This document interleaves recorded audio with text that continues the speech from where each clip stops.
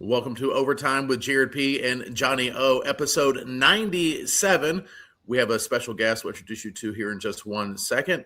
We're going to start things off talking some Stanley Cup finals. Then we'll talk about the A.J. Brown, Myles Garrett trades and which one was better and the outcomes and the potential fallout from the teams that lost them. And is this making both the teams that went to Super Bowl contenders once again? And then the NBA Finals, Knicks or Spurs. Our title sponsor, we have Elite Performance Chiropractic. They have two great locations, Greensboro and Winston-Salem, and they're our title sponsor. And Jeremy Phillips, former NFL player and multiple-time guest on our show. He is the chiropractor there. He is the owner. They have state-of-the-art technology to get you feeling better than ever. Whether you're 8 or 98, they got you covered. Elite Performance Chiropractic. All right, Johnny. All right. Well, let's introduce our special guest today, Carson Poe. He's an avid listener. I think he's listened to all 97 episodes, man. I'm not sure if it's in the entirety, but that's all we can ask, man. Sure. He is a sports guru of all Carolina sports. Okay. Huge Tar Heel fan, as he's wearing his Tar Heel hat. So, Jared, you'll get along with him very well. And obviously a big Hurricanes fan. And he's also the son of my very favorite lady in the entire world, Miss Kimmy. Okay. Okay. This is Kimmy's son here.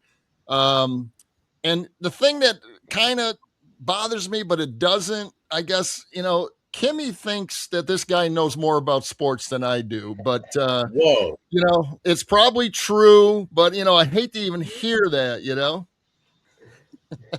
But we got him here because he attended the Carolina Hurricanes Vegas Knights game last night, Stanley Cup Finals. We're opening our show with hockey talk, and we needed somebody that knew a little more hockey than we do, Jared.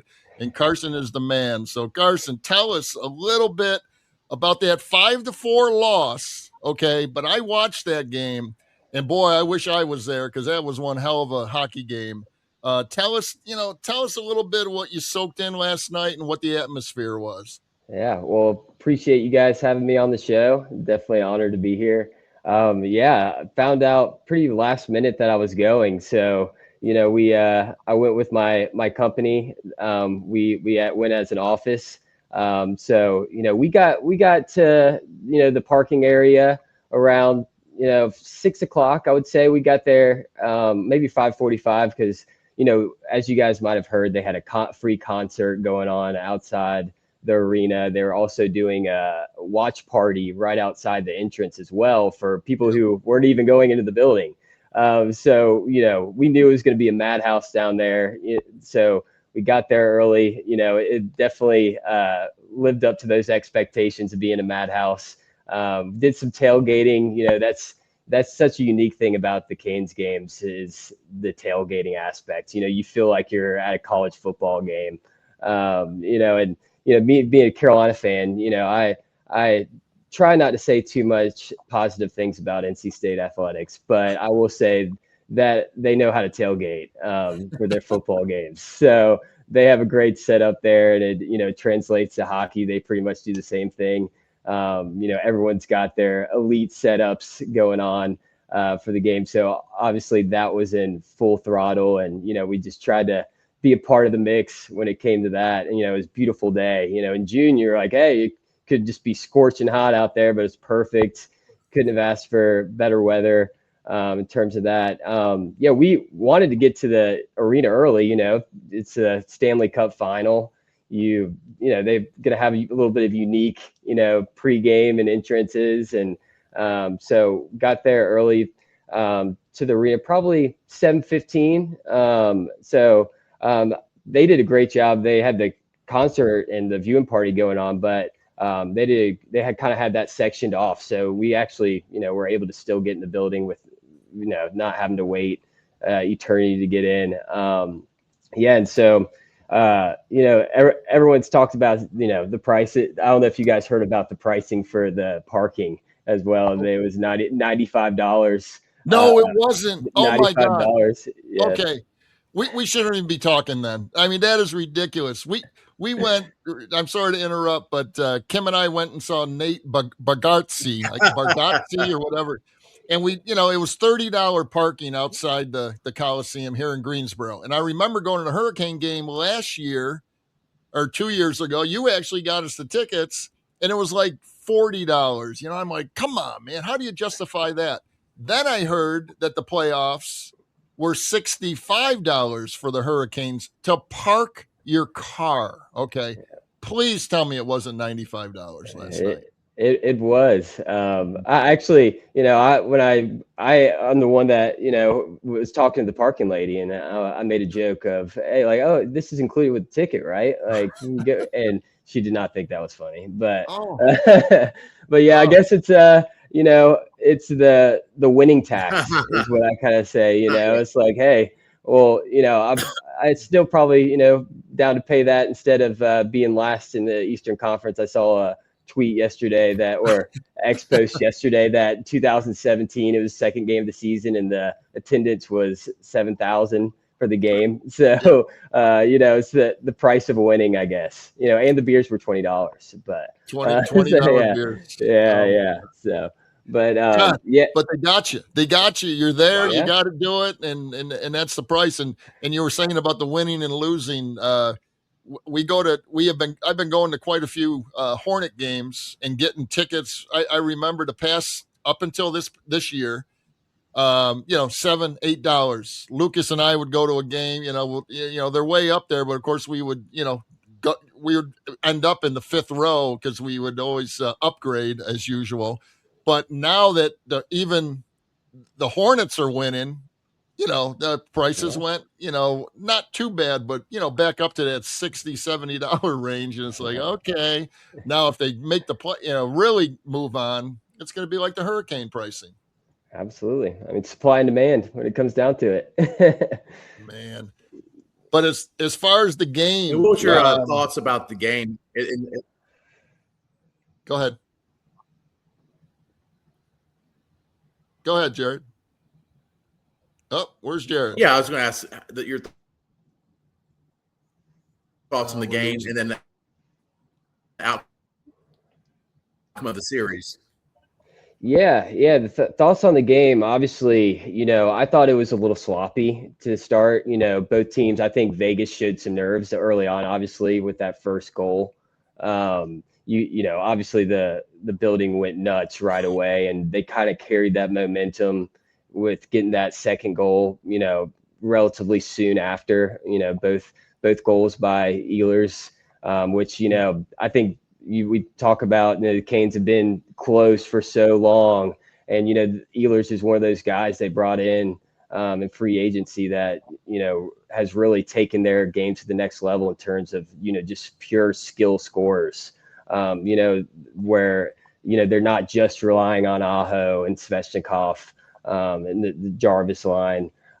So, because as it's kind of been the whole playoffs, that line has actually struggled, and it's been the bottom guys that have been carrying the load offensively. So, it's huge to get those first two, but, Vegas gets the one right before the period ends, definitely killed some of the momentum there after such a great start.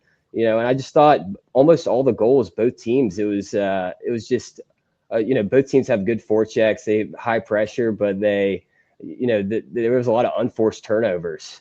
Just you see a guy like Slavin who never makes a mistake, it seems like. And, he makes a turnover in the defensive zone and with no pressure on him, and it leads to a goal. So, I think we saw a little bit of, the guys were so pumped up too that both teams were making some uncharacteristic plays throughout the game, so that, and then, when the Hurricane style, the Vegas or anyone they're playing is just not going to get a ton of shots. And, I think they needed more from Freddie Anderson last night in terms of, there's probably one that I thought was really his fault, or, he could have probably made the save on, but at the same time, when, I think they had maybe in the teens and shots, and we're giving up five goals.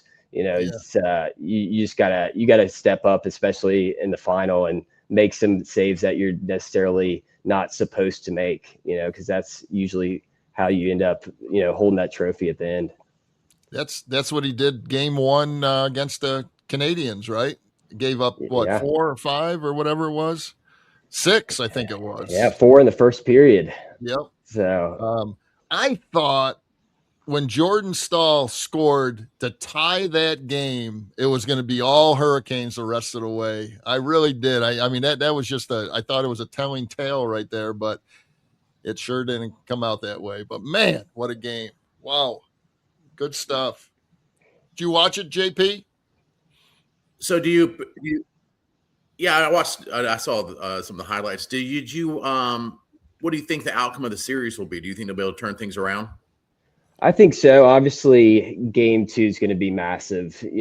I don't think Vegas has the most elite home ice advantage in the league, but you go down 2-0 going in there. Usually, you're trying to split those 2 games on the road when you go back to their place, and if you go down 2-0, that's going to be a tough hill to climb there. But the Canes have been good all playoffs on the road. It seems in years past, again, I feel like they usually would take care of business at home, but couldn't steal those games on the road. And now it just seems like it doesn't bother them going on the road. But yeah, I think, my prediction from the beginning, I don't think it changed after last night. I think Canes, I get it done in 7 in terms of, what they can do. I think it's just going to be a back and forth series, kind of like what we saw last night.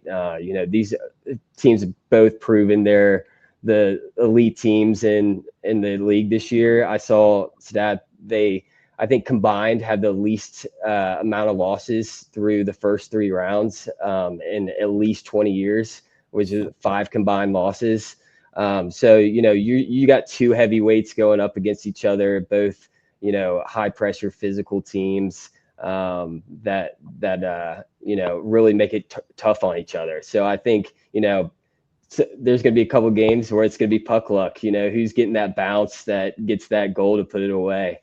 But I think the Canes, I just get that you got the aura this year of, they have the full depth. Seems like they really don't have a weakness, as long as I think it comes down to goaltending, which I think was the difference in the end last night. So I'm confident Freddie can hopefully turn around. It was kind of the same last series. So hopefully, he'll be able to keep doing what he's been doing most of the playoffs. Jared, I think I just learned more about the Hurricanes and hockey in general than I've ever learned in my life, man.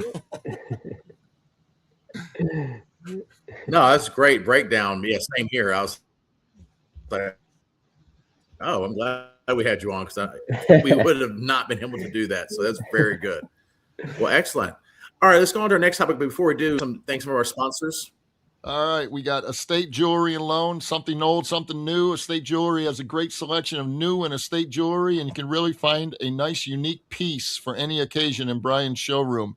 Actually, a friend of mine, Linda Pritchett, went over there, and she called me and said she bought a beautiful, I can't remember if it was a ring or a necklace from him, and said, an absolute beautiful store. You can find him at 2511 Battleground Ave, and also go on estatejewelryloan.com to find out what kind of merchandise he has. Also, Salsarita's Fresh Mexican Grill, located in High Point at the Palladium, and in Greensboro in the Target Shopping Center on New Garden Road. He's got a food truck, catering, daily specials. You can check out the menu at salsaritas.com. And then our 4 Real 24, real golf indoors anytime. Greensboro's premier 24/7 indoor golf facility, offering iconic golf courses and state-of-the-art equipment. It's starting to get hot around here, so I think he's going to start getting a few more people, indoors to start playing. But their dynamic hitting areas has a moving floor, ball retrieval, auto tee, and multi-surface turf simulating fairways. You can check him out at 4real24.com. His name is Clay Jordan, the owner. Ask for him. Tell him we sent you. and they're located over off of Horsepen Creek Road and Battleground. And that's it. Excellent. Well, two massive trades in the NFL. AJ Brown, your boy, which I think I know you're tired of him this year. That shows the Eagles fans they get a Super Bowl with him, and then they're like, we don't want him anymore. Going to the Patriots, and then Myles Garrett going to the Rams. I don't know how the Rams. It seems like they have a different salary cap than every other team in the league. It's like, how do they keep adding to it?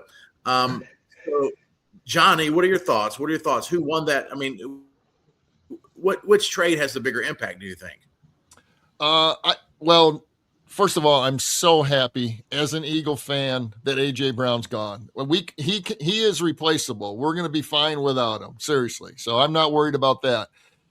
Him going to the Patriots, I mean, he's going to help, but man, if they, double team him or something and he's not getting the ball, they're going to hear, Drake May's going to hear it. I'm done with him, but I'm going to lean toward, come on, this Myles Garrett trade took over the airwaves. And it's great for the Rams. There's no doubt about it. And they scare the hell out of me now. And they scared the hell out of me before he turned a Ram the other day. But I think the Browns made out pretty good on this deal, man. I mean, this, the edge, Jared Verse, outstanding football player, young. I think he's 25, a 27 first round, a 28 second round, and a 29 third round. I think the Browns, as bad as that organization is, I think it was almost like an even trade. I think they did well on that. But the Rams are all in this year, just like all these other LA teams, the Dodgers. Now the Rams are acting like the Dodgers of baseball, of football. So look out for the Rams. The Rams won. They got them. And if I don't know if Seattle, Arizona's the only bad team in that division, I guess. And they're the losers out of everything here. But San Francisco, what did I just see? Did anyone see someone got arrested or something today? Did you see anything come across the board? I just saw real quick. I didn't. Some wide receiver got arrested on San Francisco. But I'm going to say the Rams. Right. Yeah. I'm going to say the Rams are it. So, and they scare me. But I'm still an Eagle fan, and we still have a chance because you never know about injuries. Well, I think both teams are improved with these additions. I really think the Patriots, if I had to pick, went out on this one because, once they got to the playoffs, deeper into the playoffs, because, last year they played the easiest record in the NFL. They had trouble moving the ball, especially then the Super Bowl, it was like there's nothing going on. And not having a number one receiver. I did hear a stat that since A.J. Brown has entered the league, he's fourth in total yards and fourth in touchdowns. And that's with Ryan Tannehill and having Derrick Henry in the backfield. We give him the ball a lot. And that's with Jalen Hurts and Saquon Barkley and Jalen Hurts, many games not thrown for more than 150 or 200 yards. So he's put up huge numbers. And I told you that year, remember what I say every week, the year y'all won the Super Bowl, I said, did A.J. Brown play? And every game he played that year, you guys won. Now, I know he can be a cancer. I know he can be a headache. And I think there's other issues in Philadelphia in their locker room other than him, hurts and things of that nature that people don't get along with him, which is hard to believe from the outside. But so I think, you got somebody that can, a big-time receiver that Drake May, who's only get better, can go to. And they were in the Super Bowl last year. And so I think that's going to be, it's going to pay big dividends for them. That opens up everything else on their offense as well for any other receivers and skilled players.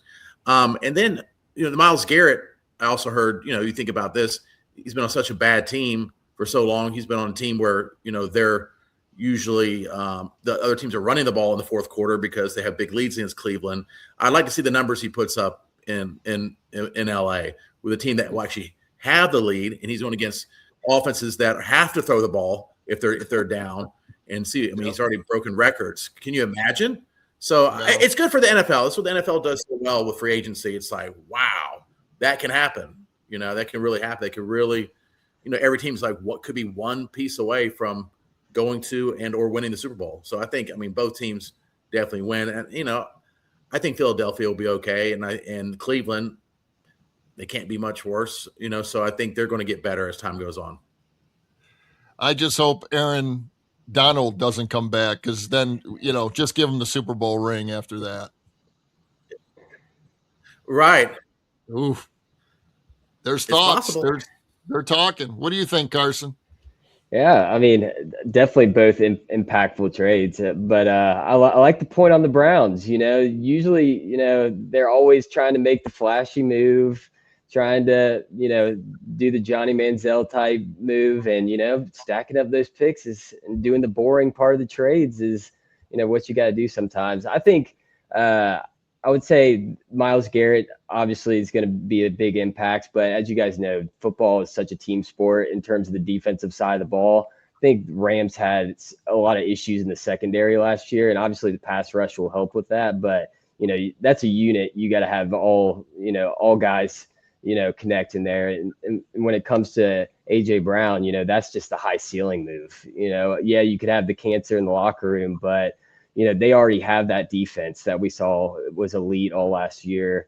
You give Drake May another weapon where, what's his strength is throwing the deep ball, right? So, you may let A.J. Brown go make plays, and have those guys that he can take the top off the defense and, still, open up for the other receivers that they already have that have gotten better. I think the A.J. Brown is the high ceiling, more impactful move when it comes to that, but both great trades.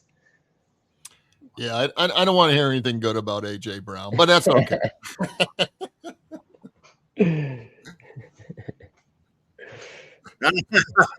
I know you don't. Eagles fans, fair weather fans. All right, do we have any other sponsors we need to thank before we go to our final topic? No, we got them covered, man. We got them covered. Let's move on to the NBA. Okay, great. All right, NBA Finals. All right, so the NBA Finals. Go ahead.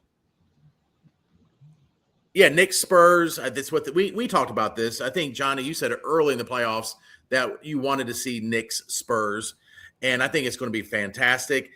I think there's so much Wemby love, as there should be, that everyone's kind of just saying, the Spurs are going to win it. That's kind of what the prevailing. They're already talking about they're the next dynasty. Is he going to be a top 5 player of all time? Move over Michael Jordan. You're like, oh, let's wait a little bit. First of all, he's 7'4". I love his game, and he's so fun to watch. But, let's see if he can be durable. Let's have him win one before we start. We know how people are. My feeling is, my gut is that the Spurs will win. But the more I think about it, the Knicks had a much easier road to the finals. But the Knicks have figured something out. We talked about that with Towns getting the ball and playing a little point center, point forward. Ever since they've done that, their offense has exploded, and they've really opened up for other players, and they're going to play tough. I think the edge is actually with the Knicks, and I think the Knicks. I think it's going to be a long series, 6 or 7 games, but it's definitely, like you said, Johnny. This is what the NBA wanted going in, because Wemby is a star. Jalen Brunson is fun to watch and also a star. And then they have a lot of great secondary and role players, and both teams are relatively healthy going into the final. So I'm really looking forward to it. But I have the Knicks in 6 or 7. Nice. Wemby going to Madison Square Garden is as big as the Kobe's, the LeBrons, big time. Seriously, this is going to be huge in the Garden for that big dude coming in, because I love his game, and I cannot believe what he can do on the basketball court, man. His shooting, the moves, the ball handling, the spin moves, just everything about him is just so fun, and he just looks like a big little kid out there, so that makes it even better. But everyone is leaning toward the Spurs. Yeah, not everyone, but I mean the consensus here.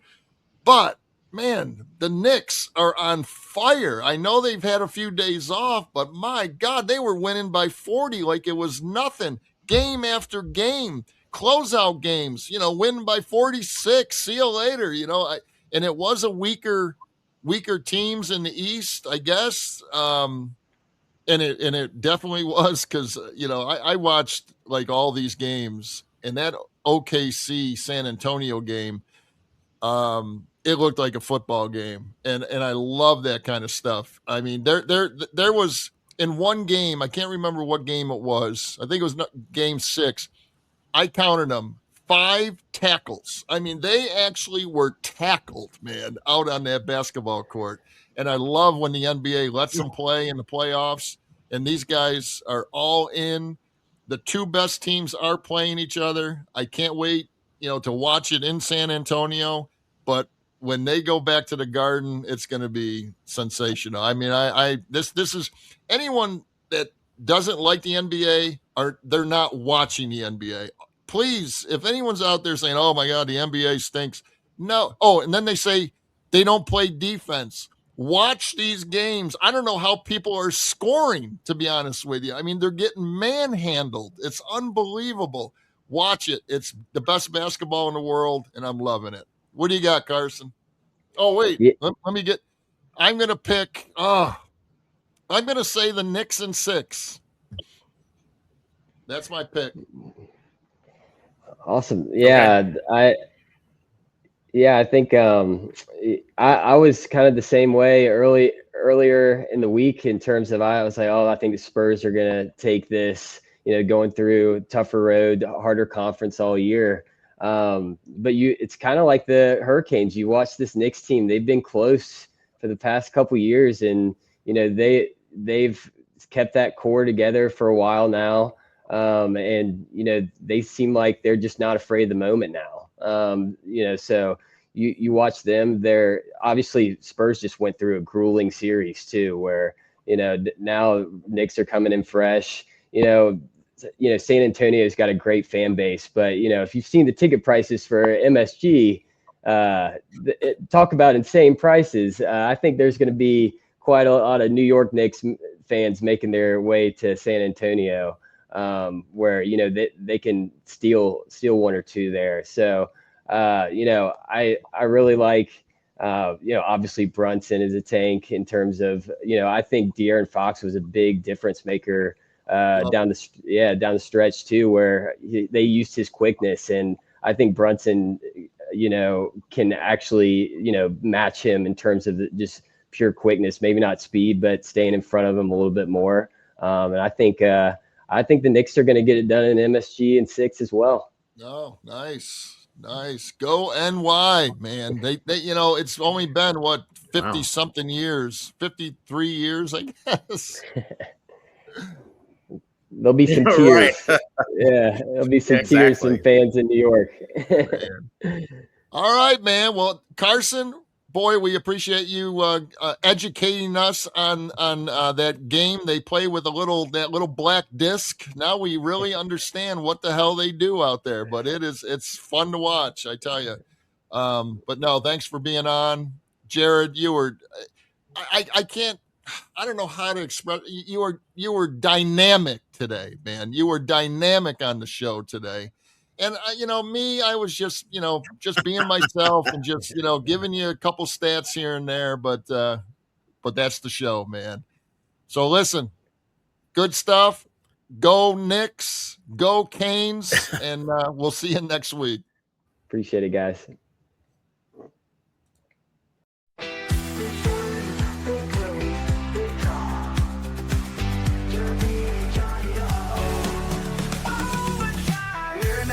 Overtime pay. We're talking the overtime play. The big stories, the big plays, the big drama.